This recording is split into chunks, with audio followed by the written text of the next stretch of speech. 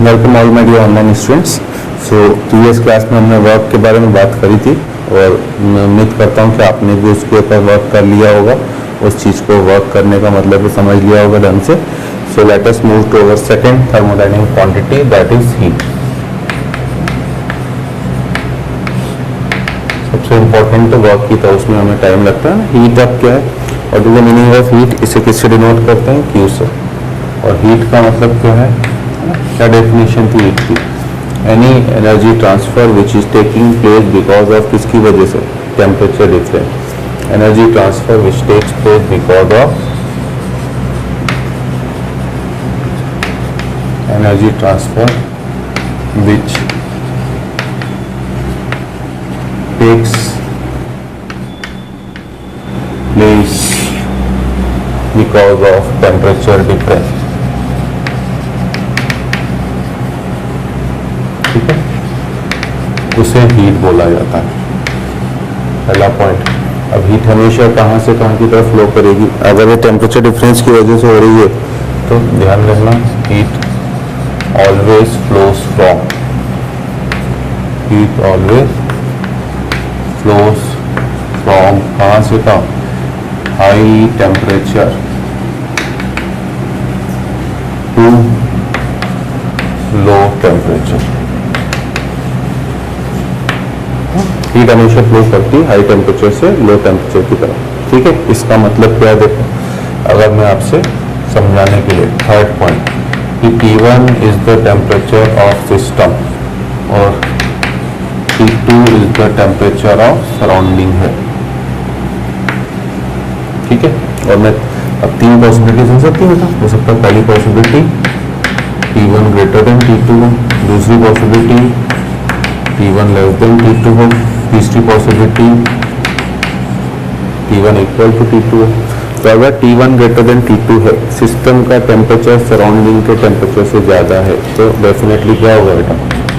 इस केस में हम लोग बोलेंगे कि हीट रिलीज्ड आपका क्या? By system.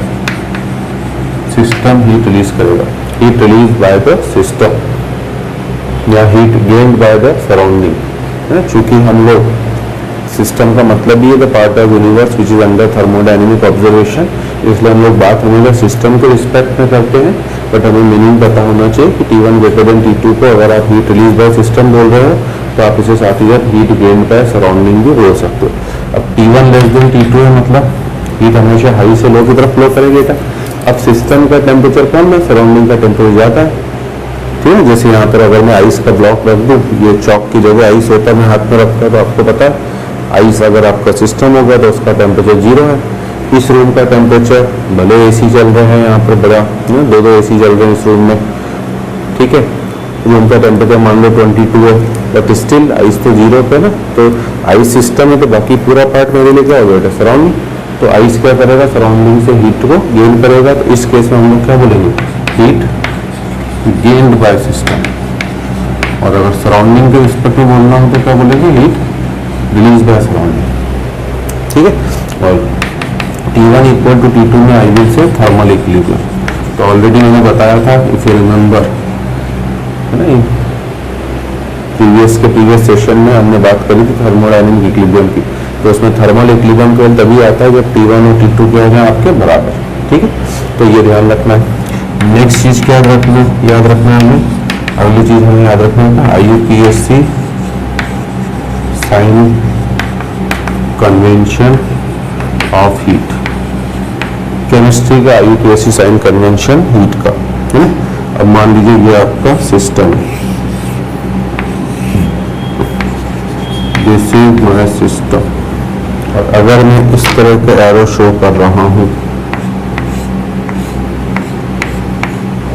मतलब कोई चीज सिस्टम में आ रही है, और ऐसा एरो शो कर रहा हूं तो कोई चीज सिस्टम से जा रही है। तो आने का मतलब क्या बेटा? मैंने आपसे लास्ट क्लास में, लास्ट सेशन में जब वर्क समझाया था तभी मैंने बोला था कि केमिस्ट्री की थर्मोडायनेमिक्स में IUPAC ने ये माना है कि जो भी चीज़ सिस्टम का एनर्जी कंटेंट बढ़ाएगा उसे आप बोलो पॉजिटिव साइन दोगे, और जो घटाएगा उसे नेगेटिव। तो सिस्टम में अगर हीट आ रही है मतलब हीट एब्जॉर्ब बाय सिस्टम। अगर सिस्टम हीट एब्जॉर्ब कर रहा है तो हम लोग इसे पॉजिटिव साइन देंगे, क्योंकि अगर सिस्टम हीट एब्जॉर्ब कर रहा है तो आपके सिस्टम का एनर्जी कंटेंट बढ़ रहा है। और इस तरह का अगर दिया गया है तो इसका मतलब सिस्टम हीट रिलीज कर रहा है, तो heat released by the system तो हम लोग देंगे कौन सा साइन, नेगेटिव। तो ध्यान देना क्वेश्चंस करते वक्त आपको प्लस माइनस दोनों ध्यान रखना है। मतलब फॉर एग्जांपल अगर किसी क्वेश्चन में है हीट इनवॉल्व्ड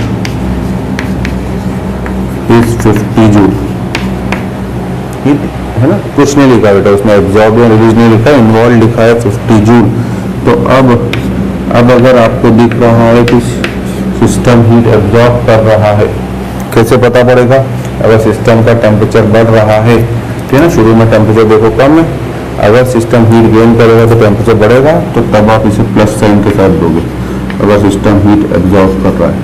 न्यूमेरिकल क्वेश्चन जब हम लोग प्लॉट के करेंगे तो ये चीज़ें हमें ध्यान रखना है। और अगर रिलीज कर रहा हो तो हम लोग इसे रखेंगे कौन से साइन के साथ, माइनस साइन के साथ, तब हम लोग इसे बोलेंगे माइनस ऑफ 50 जूल, ठीक है।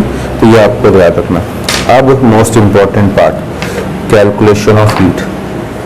वर्क को तो हमने कैलकुलेट करना सीख लिया, किसी भी क्वेश्चन में हम लोग हीट को कैसे कैलकुलेट करेंगे, very very important part. 99% questions में हीट हमेशा, there are two methods to calculate heat, there are two methods to calculate heat, and in 99% of the question heat is always calculated by first method, that is by using plot. First law of thermodynamics है ना, plot का मतलब अब तक आपको पता पड़ चुका होगा, हम लोग शॉर्टकट में लिखते हैं by using first law of thermodynamics। तो फर्स्ट लॉ ऑफ थर्मोडायनेमिक्स को यूज करने का मतलब है डेल्टा यू इक्वल्स टू किसे, Q plus W. Almost 99% question में इस टॉपिक के यही तरीका यूज होगा, अभी से अपने दिमाग में बसा लें, ठीक है। और मैं आपको लिंक भी करा दूं कि मैं इनफैक्ट लास्ट क्लास में ही, लास्ट सेशन में आपको करवा भी चुका हूँ। हमने साइक्लिक प्रोसेस में डेल्टा यू को बोला था 0, वो फ्लॉट ही था बेटा, और क्यू को बोल दिया था किसके बराबर, माइनस ऑफ डब्ल्यू के। तो हम लोग लास्ट सेशन में कर ही चुके हैं। और अगर मान लो साइक्लिक ना हो सर तब कैसे करेंगे, तो अभी हम लोग हीट के बाद इंटरनल एनर्जी पाएंगे। हमने वर्क को कैलकुलेट करना सीख लिया है, ठीक है। अब हम लोग डेल्टा यू को कैलकुलेट करना सीखेंगे, कैसे निकाला जाता है, और ऑलरेडी मैं बता भी चुका हूँ, क्योंकि मैं बार बार बोलना रिस्पॉन्सिबिलिटी समझता हूँ कि आपके ऑलमोस्ट 90% ऑफ द क्वेश्चन इस टॉपिक के आइडियल गैस के ऊपर होंगे और बचे हुए केमिकल रिएक्शंस के ऊपर। ये दो सबसे इंपॉर्टेंट केस हैं। आइडियल गैस आते ही आपका डेल्टा यू हमेशा एनसीवी डेल्टा टी से निकलेगा। और वर्क कैसे कैलकुलेट करना बताया था बेटा, वर्क हमेशा माइनस इंटीग्रेशन ऑफ किससे निकलेगा, ईडीवी। जैसी प्रोसेस होगी वैसा इंटीग्रेट करना सीखेंगे हम लोग अभी आगे, जब अलग अलग प्रोसेस को इंडिविजुअली लिखेंगे।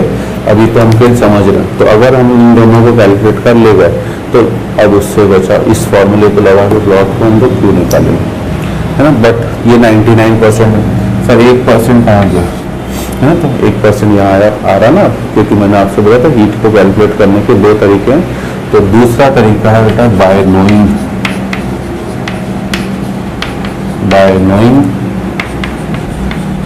Heat capacity of process. अगर आपको आपकी प्रोसेस की हीट कैपेसिटी पता है उससे, अब हीट कैपेसिटी को मैं यहीं पर इंट्रोड्यूस करता हूँ, है ना। सबकी अपनी अपनी स्टाइल होती है, बट मेरी स्टाइल मैं रिलेटिवली थोड़ी अच्छी मानता हूँ कि मैं इजी गोइंग वे में चीज़ों को जहाँ आना चाहिए वहीं पे कॉम्प्रोमाइज, है ना, इंक्लूड कर देता हूँ bye knowing the heat capacity. अब यहाँ पर देखो ना, पहले हीट कैपेसिटी को समझे तो देखते हैं वो क्या होगा। तो हीट कैपेसिटी का जनरल मीनिंग बेटा, व्हाट इज हीट कैपेसिटी। 3 तरह की हीट कैपेसिटी होती है, सबसे पहले तो ये समझ लेना, है ना। 3 तरह की हीट कैपेसिटी कौन कौन सी, एक होती है आपका simple heat capacity. Heat capacity का मतलब है हीट रिक्वायर्ड टू चेंज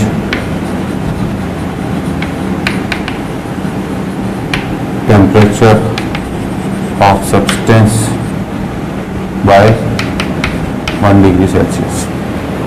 एक होती है हीट, नॉर्मल हीट कैपेसिटी, जिसमें कुछ नहीं लिखा हुआ मिलेगा ना, heat required to raise temperature of substance by 1 degree Celsius.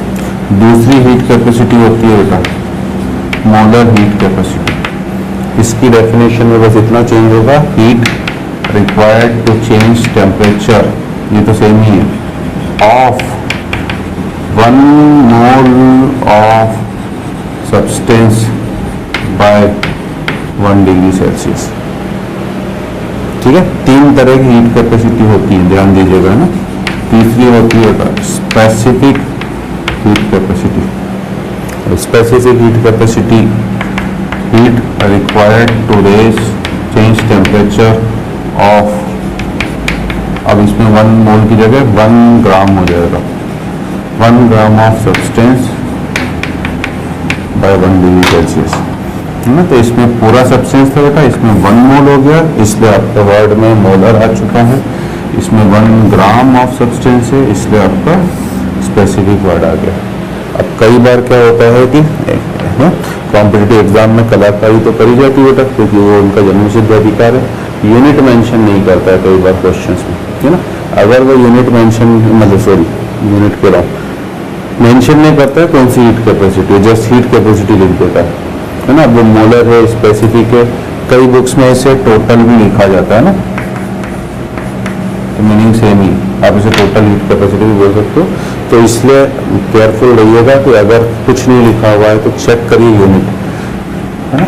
Total heat capacity की यूनिट आपको जूल और केल्विन में मिलेगी, कैलोरी में भी मिल सकती है, मैं अब ऐसा यूनिट को ले रहा हूँ। सेकेंड वाले की यूनिट जो मिलेगी आपको, है ना, सेकेंड वाले की जो यूनिट मिलेगी वो जूल पर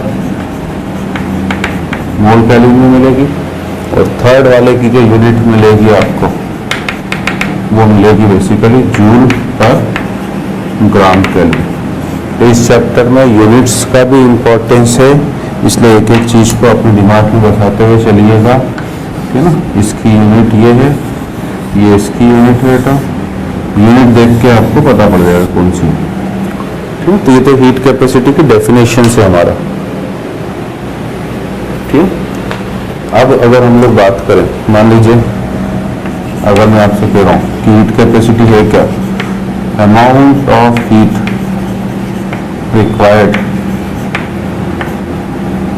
amount of heat required to raise temperature by T degree Celsius,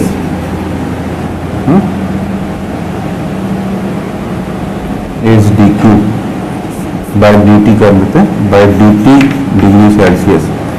अगर आपको किसी सब्सटेंस का टेम्परेचर dt डिग्री सेल्सियस से बढ़ाना है तो amount of heat required to raise temperature by dt degree Celsius अगर dq है, तो amount of heat required to raise temperature by 1 degree Celsius कितना होगा। ये वो यूनिटरी मेथड होगा कि 10 केले अगर आप 50 रुपये में खरीद के लाए हो, और इतना तो मुझे उम्मीद है कि सबको आता ही है, तो एक केला कितने रुपए का होगा, तो इतना बताइए आपको 5 रुपये का। कैसे करा आपने, 50 को 10 से डिवाइड करा, तो 1 डिग्री सेल्सियस के लिए हमने भी वही करा बेटा। अगर dt को dq देना पड़ रहा है तो 1 के लिए dq बाई dt देना पड़ेगा, और यही आपकी हीट कैपेसिटी का फॉर्मूला है। तो C का फॉर्मूला होता है आपका dq बाई dt। अभी मैं मोलर, है ना, टोटल हीट कैपेसिटी मान के चल रहा हूँ, इस वजह से मैंने C लिखा है। तो इसलिए आपका जो फॉर्मूला बन गया, अगर आप हीट कैपेसिटी तक आ गए हो आप, तो अब आपके लिए dq का क्या फॉर्मूला बन गया। तो बचे हुए 1% वाले क्वेश्चन में हीट कैपेसिटी से आपको चलना पड़ सकता है, ठीक है। और वो 1% में आपका dq, आपने बोला C equals to dq by dt, तो इसलिए dq को क्या बोलोगे अब, C dt, ठीक है। इसलिए यूनिट से समझिए, अब ये जूल पर केल्विन में है और dt केल्विन में होगा, तो dq तो हीट है बेटा, heat is a form of energy, इसलिए उसकी यूनिट क्या होनी चाहिए, आपका जूल होना चाहिए, ठीक है। अब अगर मान लो मोलर हीट कैपेसिटी दे देता क्वेश्चन में, तो क्या करते, तब क्या करते हैं हम लोग,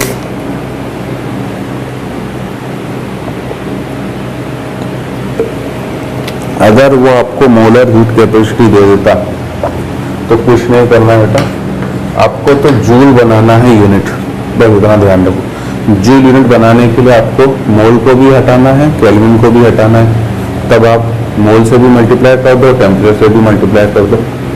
तो मैंने एन मोल ले लिए और dt टेम्परेचर उससे मल्टीप्लाई कर दिया, ठीक है। स्पेसिफिक हीट कैपेसिटी देता है तो आप बताइए, फिजिक्स में तो आप खुद करते हो, इस चौक का जिसका मास कैपिटल M ग्राम है, स्पेसिफिक हीट S है और इसका टेम्परेचर T1 से T2 करना हो तो कितनी हीट देनी पड़ेगी। तो आप फिजिक्स में कैसे खुद क्वेश्चन करते हो, ms T2 minus T1 ms delta T, याद आई होगा। वाटर की स्पेसिफिक हीट देके वो पूछता है कि वाटर का टेम्परेचर 20 से 30 करना हो, 10 ग्राम वाटर का टेम्परेचर 9/10 में इनफेक्ट हम लोग करना चालू कर देते हैं कि वाटर का टेम्परेचर 20 ग्राम वाटर का टेम्परेचर 10 डिग्री सेल्सियस से 20 डिग्री सेल्सियस करना हो तो कितनी हीट देनी पड़ेगी।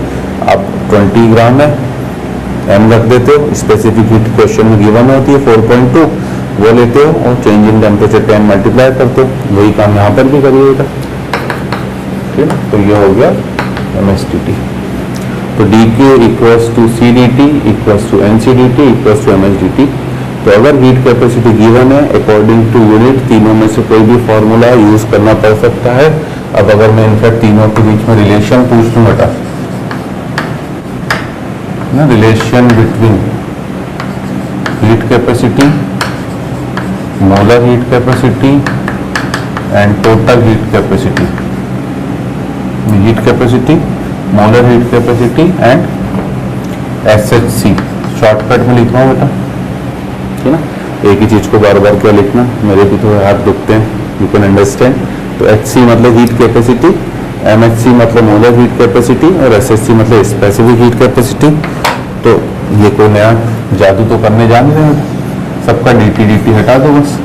इसका मतलब अगर तीनों से ही सेम वैल्यू मिल रही है आपको हीट की, तो इसका मतलब C should be equals to NCM, है ना, CM लिख दो ताकि आपको कंफ्यूजन भी न रहे, इक्वल्स टू MS, है ना। स्पेसिफिक हीट को तो कॉमनली हमेशा S से ही लिखा जाता है, अब मोलर हीट कैपेसिटी को CM लिख दो तो आपका वो कंफ्यूजन भी दूर हो जाएगा, ठीक है। ये रिलेशन भी याद रखना जरूरी है, इंपॉर्टेंट है बेटा, हीट कैपेसिटी के ऊपर तो क्वेश्चंस आते हैं, ठीक है।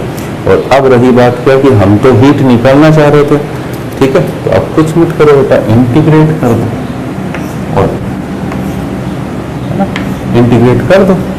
अब इंटीग्रेशन करते हो अब यहाँ पर तो T1 T2 डालोगे, आपको फाइनली फॉर्मूले याद रखने हैं बेटा, बट मैं थोड़ा थोड़ा डेरिवेशन के साथ बता रहा हूँ क्योंकि मैं ये मान के चल रहा हूँ कि मेरे सभी स्टूडेंट शार्प हैं, मुझे समझ रहे हैं और वो मेरी बातों को पूरे तरीके से अपने दिमाग में उतार रहे हैं। मैं ये मान के नहीं चल रहा हूँ कि मेडिकल स्टूडेंट्स है तो उनको रटा के काम चलाओ, ठीक है ना।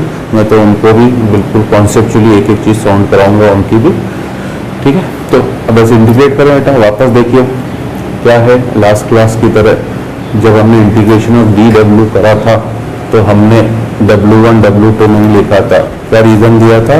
रीज़न दिया था कि वर्क एक पाथ फंक्शन है। तो यहाँ पर भी जब आप इंटीग्रेशन ऑफ dQ करोगे तो Q1 Q2 आपको लिखने की ज़रूरत नहीं है। टेम्परेचर तो स्टेट फंक्शन था इसलिए T1 T2 सब जगह लिखा है, ठीक है। इसको तो आप ऐसे ही छोड़ोगे और इंटीग्रेशन ऑफ dQ को Q बोलोगे तो आपको ये सब कहानियाँ तो मैंने बेटा समझाने के लिए बताई हैं। आपको फाइनली फॉर्मूला याद रखना है, C इंटीग्रेशन साइन के बाहर, है ना। हीट कैपेसिटीज टेम्परेचर के साथ चेंज होती हैं बट वो वेरिएशन कम होता है, इसीलिए हम उन्हें मेडिकल पॉइंट ऑफ व्यू से, medical entrance exam point of view से हमेशा टेम्परेचर इंडिपेंडेंट मानेंगे, मतलब इसे इंटीग्रेशन साइन के बाहर लेंगे। होती तो है बेटा वेरिएशन, थोड़ा थोड़ा होता है बट वो कांस्टेंट आपको ना, आप खुद फील कर सकते हो बेटा। दो सेम पीस चॉक के हैं, चलो मैं समझा दूँ क्यों किसी को डाउट हो। दो सेम पीस चॉक के, एक ऑलरेडी खूब गर्म है मान लो 100 डिग्री सेल्सियस पर और एक आपका 50 डिग्री सेल्सियस पर है। अब इसका भी टेम्परेचर, हीट कैपेसिटी का मतलब क्या है, 1 डिग्री सेल्सियस से बढ़ाना है, तो इसका भी टेम्परेचर 1 डिग्री सेल्सियस से बढ़ाना है मुझे, 50 से 51 करना है, इसका 100 से 101 करना है। आप इमेजिन करो कि दोनों को सेम अमाउंट ऑफ हीट देना पड़ेगा, दोनों को अलग अलग हीट देना पड़ेगा, मतलब दोनों की हीट कैपेसिटी अलग अलग होगी थोड़ा सा तो वेरी करेगा, बट हम लोग इसे प्रैक्टिकली कॉन्स्टेंट ही मानते हैं, चाहे जेई हो चाहे मेडिकल हो। तो सी बाहर आया, dt का इंटीग्रेशन t, लिमिट डालोगे तो t2 माइनस t1। NCM बाहर आया, फिर से n भी कॉन्स्टेंट cn भी कॉन्स्टेंट, dt का इंटीग्रेशन t तो t2 माइनस t1। और ms बाहर आया, dt का इंटीग्रेशन t2 माइनस t1। ठीक है, ये रहा Q का दूसरा फॉर्मूला, ये है Q का दूसरा फॉर्मूला, है ना। बट ये हार्डली आपका 1% केसेस में, ज़्यादातर तो वो, और जिन केसेस में 99% इसलिए यूज हो रहा है क्योंकि जिन केसेस में जैसे वर्क जीरो हो गया बेटा, तो डेल्टा यू ऑटोमेटिकली किसके बराबर हो जाएगा, Q के, तो वो उसकी हीट कैपेसिटी हो जाएगी, ठीक है। तो ये अब हमारे लिए दोनों फॉर्मूले इंपॉर्टेंट है, दिस वन एंड फ्लॉट तो ऑलरेडी बार बार यूज करना ही है हमें, दिस वन। दोनों में से किसी भी तरीके से आपको निकालना पड़ सकता है किसको, हीट को, ठीक है। अब मैं हीट का पूरा डिस्कशन यही खत्म कर लेता हूँ। अभी और थोड़ा सा जो बाकी है, मतलब हीट से मेरा मीनिंग है हीट कैपेसिटीज का फॉर्मूला तो होगा डिराइव बेटा, क्वेश्चन भी मैं अभी बताऊंगा एक छोटा सा। चलो पहले हम लोग अब लिखें प्रोसेस डिपेंडेंट हीट कैपेसिटीज। तो हीट कैपेसिटी का पूरा डिस्कशन हम लोग यही खत्म करते हैं, प्रोसेस डिपेंडेंट हीट कैपेसिटीज।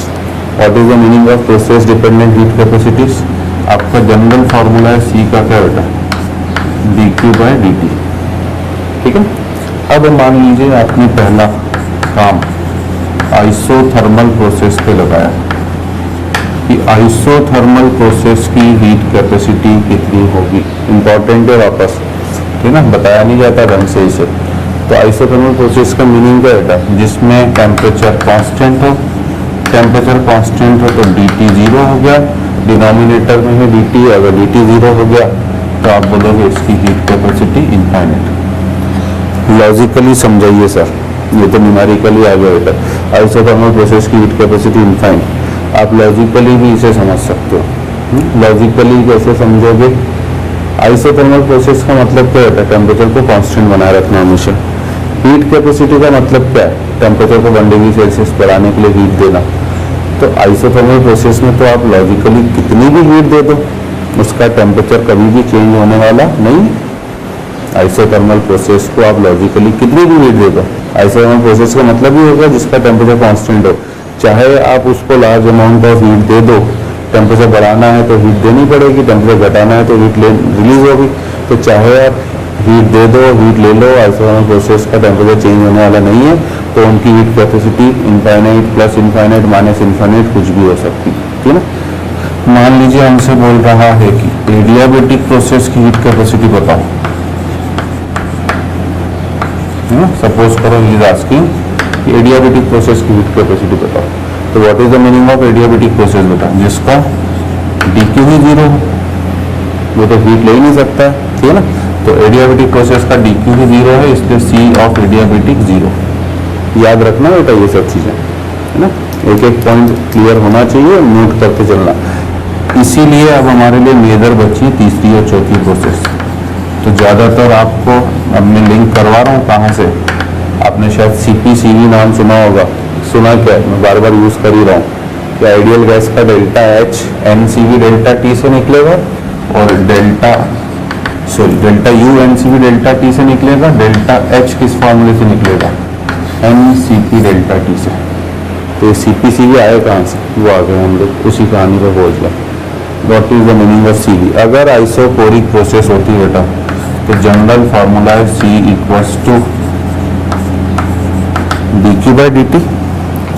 अब फिर से समझने की कोशिश करना, देखो हमने दोनों तरफ कंडीशन डाल दी है, dv कर दिया, कर सकता हूँ CV।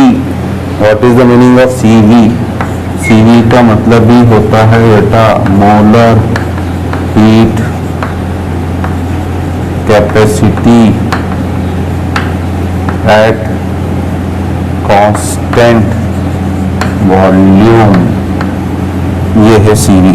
The meaning of CV is molar heat capacity at constant volume, ठीक है। तो अब ये आपका CV इक्वल्स टू dQ/dt भी हो गया।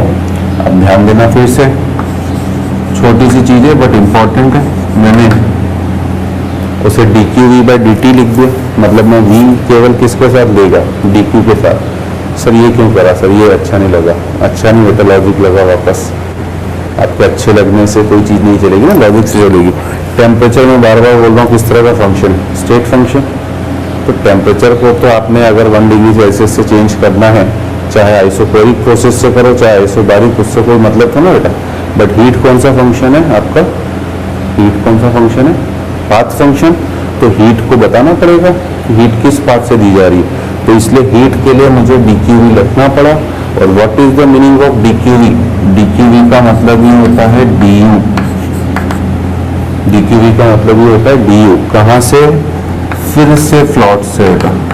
अगर फ्लॉट को आप डिफरेंशियल फॉर्म में लिखो, du will be equals to dQ plus dW। और अगर आपने बोल दिया कि आइसोकोरिक प्रोसेस है तो आप बोलोगे, है ना, कांस्टेंट वॉल्यूम का मतलब कौन सी प्रोसेस होगी, isochoric.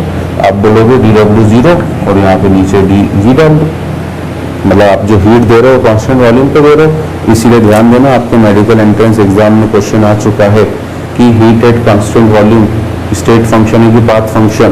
Heat at constant volume पे स्टेट फंक्शन बोला जाएगा, क्योंकि dQV किसके बराबर हो गया, du के। और U तो एक किस तरह का फंक्शन है आपका, स्टेट फंक्शन। तो अगर वो पाथ पहले से ही फिक्स कर दे रहा है बेटा, तो फिर तो वो फंक्शन ऑटोमेटिकली, हीट तो वैसे ही पाथ फंक्शन था बट उसने पाथ को पहले ही फिक्स कर दिया कि कांस्टेंट वॉल्यूम वाला है, तो फिर वो भी केवल किसके ऊपर डिपेंड करेगी, इनिशियल और फाइनल पर, क्योंकि अब उसे पाथ बदलना ही नहीं, एक पाथ आपने पहले से फिक्स कर दिया, ठीक है। तो इस वजह से CV को क्लियरली अपने माइंड में बिठा लें। CV इज नथिंग बट, है ना, du/dt। CU का मतलब होता है du/dt एट कांस्टेंट वॉल्यूम। उसे आप dQV/dt भी लिख सकते हो जैसे भी, बट कॉमनली जो आगे यूज होता है ज्यादा फॉर्मेट ये, CV is nothing but du/dt at constant volume. अब CP कहाँ से आया, उसकी भी कहानी समझो। अगर आपने आपने प्रोसेस को ले लिया, कौन सी, आइसोबैरिक ले ली। तो अगर हमने आइसोबैरिक प्रोसेस ले ली तो आइसोबैरिक प्रोसेस का मतलब प्रेशर कांस्टेंट है। तो अब आप बोलोगे C इक्वल्स टू dQ/dt, ठीक है। और इससे भी P करो, इससे भी P करो, वही लॉजिक जो ऊपर लगाया, और फिर से वही लॉजिक जो ऊपर लगाया वो भी लिखो, dQP/dt लिखो, और फिर dQP इज dH। ये अभी मैं प्लॉट से नहीं समझा पाऊंगा, ये एंथैल्पी में ही समझाऊंगा क्योंकि इसमें प्लॉट नहीं लग रहा है। और what is the meaning of CP, CP का मीनिंग है हमारा molar heat capacity at constant pressure. और इसलिए CP का आपका फाइनली फॉर्मूला बना क्या, dH/dt at constant pressure। both are very much important, both are very much important। बाकी दो प्रोसेस की तो हीट कैपेसिटी की आपको इसीलिए जरूरत नहीं पड़ रही थी क्योंकि बाकी दोनों की, एक की इनफाइनाइट और एक की जीरो, इसलिए आप उनकी बात नहीं करते बेटा। बट आपको पता होगा कि CP CV तो पूरे थर्मोडायनेमिक्स में, चाहे फिजिक्स का हो चाहे केमिस्ट्री का हो, बार बार यूज होता ही रहता है। तो ये है मीनिंग CP CV का, ठीक है, ठीक है। और CP CV की बात जो हम लोग करते हैं वो ध्यान देना, हमेशा आइडियल गैस के लिए करते हो बेटा, है ना। सॉलिड लिक्विड के लिए तो हीट कैपेसिटी चाहे कांस्टेंट प्रेशर की हो चाहे कांस्टेंट वॉल्यूम की हो, सेम ही होती है। तो CP CV की बात हम लोग आइडियल गैस के लिए करते हैं, तो इसको भी हम लोग यहीं पे डिस्कस करके खत्म करेंगे, है ना। CP and CV for ideal gas, thermodynamics बस यही है बेटा, है ना। ठीक, एंट्री लेते तक एक एक चीजें हमारी फॉर्मूले इतने आ जाते हैं कि कभी कभी स्टूडेंट थोड़ा सा लगता है कि यार ज़्यादा हो गया। ज़्यादा तो नहीं है बेटा, कॉन्सेप्चुअली तो मुश्किल से 15-20 फॉर्मूले बनेंगे, बट उन्हें आप एक जगह ढंग से लिखते हैं ना, तो आपको सीपी सीवी आइडियल गैस के रिलेशन याद होने चाहिए। और मोस्ट इंपॉर्टेंट रिलेशन है पहला relation CP minus CV equals to R, याद रखना है सब रिलेशन बेटा, जिसे फिजिक्स वाले तो मेयर्स रिलेशन भी बोलते हैं। दूसरा सीपी बाय सीवी का जो रेशियो होता है वो होता है गामा, ठीक है ना, सीपी बाय सीवी का रेशियो होता है गामा, और इस गामा को ही बोला जाता है कौन सा ratio, it is known as our Poisson's ratio. तो gamma is known as our Poisson's ratio, ठीक है। अब इन्हीं दोनों को अगर आप देखो, इससे सीपी सीवी हमें क्वेश्चंस में, क्योंकि जब हम लोग क्वेश्चन चालू करेंगे बस इंटरनल एनर्जी एंथैल्पी को डिफाइन करते हैं क्वेश्चन, उनमें आपको सीपी सीवी की वैल्यू चाहिए बेटा, अभी यहाँ से वैल्यू नहीं मिल रही कुछ, है ना। तो देखो मैं सेकंड वाले रिलेशन से CP equals to gamma into CV लिख सकता हूँ, और इसको अगर मैंने सब्स्टिट्यूट कर दिया फर्स्ट में, तो gamma CV minus CV equals to R, तो यहाँ से आपका सीवी का क्या फॉर्मूला बना, it will be R upon gamma minus one, ये है सीवी का फॉर्मूला। सब इम्पोर्टेंट है, ये बॉक्स में बंद करने का मतलब ही ये सब इम्पोर्टेंट है, क्योंकि क्वेश्चंस में सबकी जरूरत पड़ेगी। और सीपी हो गया आपका, it is gamma times of CV, मतलब gamma R upon gamma minus one. तो ये ध्यान रखना, ये केवल आइडियल गैस के लिए, ये सॉलिड लिक्विड या रियल गैस के ऊपर मत लगा दीजिएगा। तो ये चारों फॉर्मूले हमें याद होना जरूरी है। CP minus CV equals to R, CP by CV equals to gamma, CV equals to R upon gamma minus one, CP equals to gamma R upon gamma minus one, ठीक है ना। और फिजिक्स वाले तो गामा को 1 + 2/f भी बताते हैं, where f is what, that f is your degree of freedom, where f is known as degree of freedom। और अब आपको यहीं पे याद रखना बेटा, क्योंकि हो सकता है कि सीपी सीवी की वैल्यू डायरेक्टली क्वेश्चन में गिवन हो सकता है ना गिवन हो, तो फिर इन फॉर्मूले से आपको निकालनी पड़ेगी, तभी क्वेश्चन सॉल्व होगा। Mono atomic gas, mono atomic gas मतलब हीलियम, नियॉन, आर्गन, इस तरह से उनके लिए जो एफ की वैल्यू होती है वो 3 होती है। उनके उसके 3 डिग्री ऑफ फ्रीडम होते हैं, ट्रांसलेशनल डिग्री ऑफ फ्रीडम, और इसलिए उनका गामा अगर यहाँ 3 रखा आपने, तो उनका गामा आपको याद रखना है 5/3, ठीक है। या इनफैक्ट अगर मैं सीवी बोलूँ तो मोनो एटॉमिक गैस का जो सीवी होगा 5/3 - 1 मतलब 3r/2, सीपी बोलूँ तो 5r/2, ये मोनो एटॉमिक गैस के लिए था। अब अगर मान लीजिए आप आते हो डाई एटॉमिक गैस पर, डाई एटॉमिक गैस मतलब O2 N2 इस टाइप की, इनका जो डिग्री ऑफ फ्रीडम होता है F5 ना। ऐसा क्यों सर, थोड़ा सा आइडिया होना चाहिए, डिग्री ऑफ फ्रीडम को ज़्यादा डेप्थ में तो नहीं जाते हैं। डिग्री है ना, इनमें 3 तो ट्रांसलेशनल डिग्री ऑफ फ्रीडम होता है ना। What is the meaning of translational degree of freedom बेटा, आप एक्स में भी मूव कर सकते हो, वाई में भी, जेड में भी, इसे ट्रांसलेशनल डिग्री ऑफ फ्रीडम बोला जा रहा है। अब इनमें साथ में चूंकि डाई एटॉमिक है, तो 2 एटम्स आपस में एक बॉन्ड से जुड़े हुए, और इसलिए अब इनमें रोटेशन भी हो सकता है, अलोंग एक्स एक्सिस भी और अलोंग वाई एक्सिस। तो इनमें रोटेशनल डिग्री ऑफ फ्रीडम भी आपकी, इसलिए इनका डिग्री ऑफ फ्रीडम इनका F5 हो गया, इसलिए इनका जो गामा होता है वो 7/5 होता है, ठीक है। और इस चक्कर में अगर आप इसका CV बोलोगे तो इनका CV यहाँ 7/5 - 1 रखा, तो इनका CV हो जाता है 5r/2, पार बोल रहा था मैं, और इनका CP हो जाएगा कितना आपका 7r/2, ठीक है। और लास्ट आपका अगर पॉली एटॉमिक गैस हो जाए, तो पॉली एटॉमिक गैस मतलब SO2 NH3 टाइप की, तो इस वजह से ये याद रखना जरूरी कि हो सकता है वो नाम देखकर ही आपसे पूछने ले। तो अगर कोई पॉली एटॉमिक गैस हो जा रही है SO2 NH3 टाइप की, तो इनमें रोटेशनल डिग्री ऑफ फ्रीडम 3 हो जाते हैं, ठीक है ना। क्यों, क्योंकि अब ये X axis, Y axis, Z axis सब में रोटेट कर सकता है, तो इस वजह से इनका F6 होगा। इससे इनके गामा, जब आपने F को 6 रखा तो 2/6 is 1/3, इसलिए इनका गामा होता है 4/3, और अगर गामा 4/3 हो गया तो इनका CV होगा 3R, इनका CP होगा 4R। तो this everything is very very much important. सवाल करते वक्त ना ये चार्ट ही अपने आप में काफ़ी इम्पोर्टेंट है।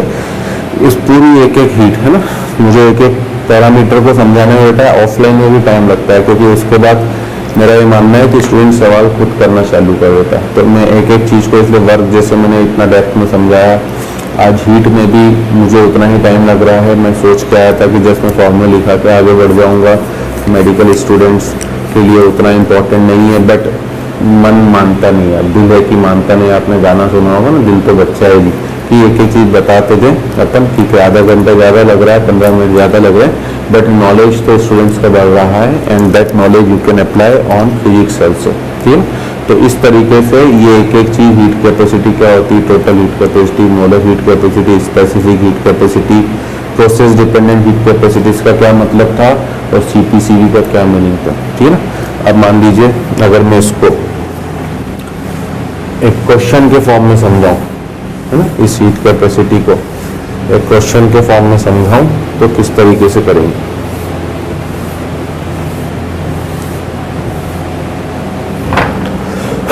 ठीक है, तो जैसे मान लीजिए हमसे क्वेश्चन के फॉर्म में कह रहा है कि N ideal gas is expanded,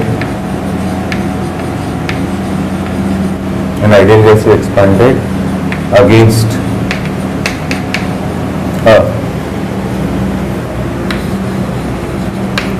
constant.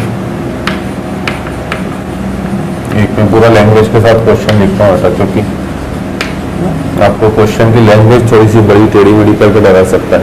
N ideal gas is expanded against a constant external pressure of 5 bar from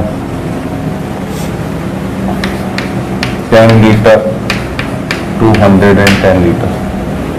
ठीक है, अब बोल रहा है कि if heat capacity of process, if heat capacity of process is 50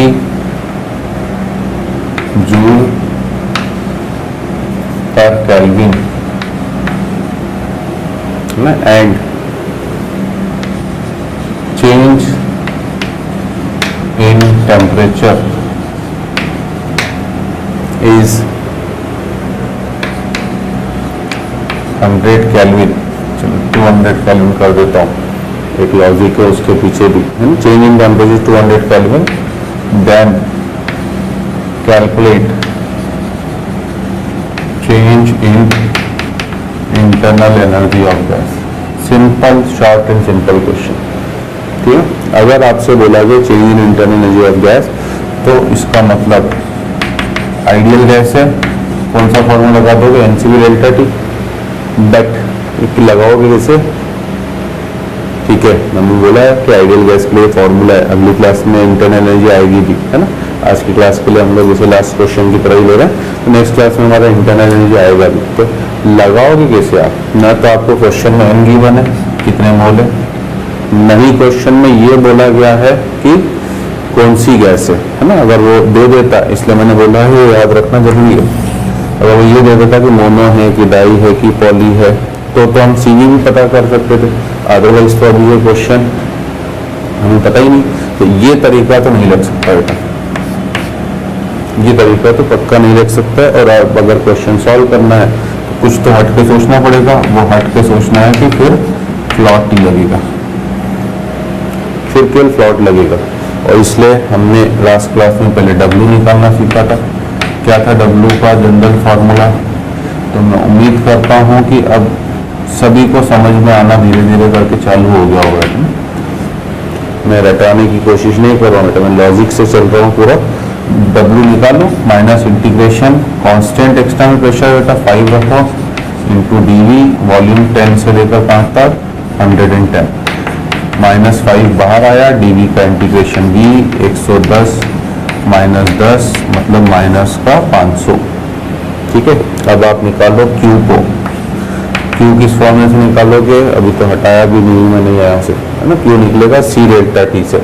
अब कौन सा वाला सी, तो यूनिट को चेक करो, यूनिट है इसकी क्या, जूल पर केल्विन, तो ये मोलर टोटल हीट कैपेसिटी होगी, तो C50 into change in temperature 200, पहले मैं 100 लिख रहा था ना, मैंने 200 लिखा है कि लॉजिक भी, क्यों स्टूडेंट को हो सकता है भैया इससे कंफ्यूजन न हो जाए कि 10 से 110 100 का चेंज हुआ है तो टेम्परेचर में भी 100 का ही चेंज होगा, ऐसा कोई रूल नहीं होता है क्या, ऐसा कोई रूल ऐसा कोई रूल है क्या कि अगर है ना कांस्टेंट एक्सटर्नल प्रेशर है होना ही चाहिए, हाँ ये 100 ही होगा, रूल होगा ही होगा, है ना। उल्टा मेरे से मिस्टेक हो रही थी, क्यों, if I am applying PV equals to nRT, ठीक है, प्रेशर तो आपने बोला कांस्टेंट है, ठीक है ना, प्रेशर कांस्टेंट है, R कांस्टेंट है, अब ideal gas definitely close container में हो गई बेटा, तो बिल्कुल सही है, मेरा ही दिमाग थोड़ा सा तब गलत जोड़ रहा था, अब सही जोड़ रहा, तो हम लोग बोल सकते हैं P delta V equals to nR delta T, तो जितना डेल्टा V में चेंज होगा उतना ही डेल्टा T में, तो 100 ही होना चाहिए आपका, ठीक है, तो ये हो गया 50 इंटू कितना आपका 100, ठीक है, अब ये 50 इंटू 100 मतलब ये हो गया 5000, जिसे मैंने 5 किलो जूल लिख दिया, ठीक है।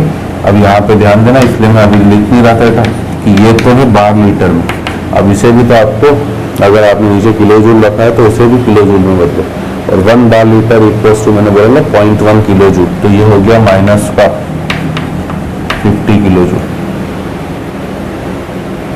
ठीक है।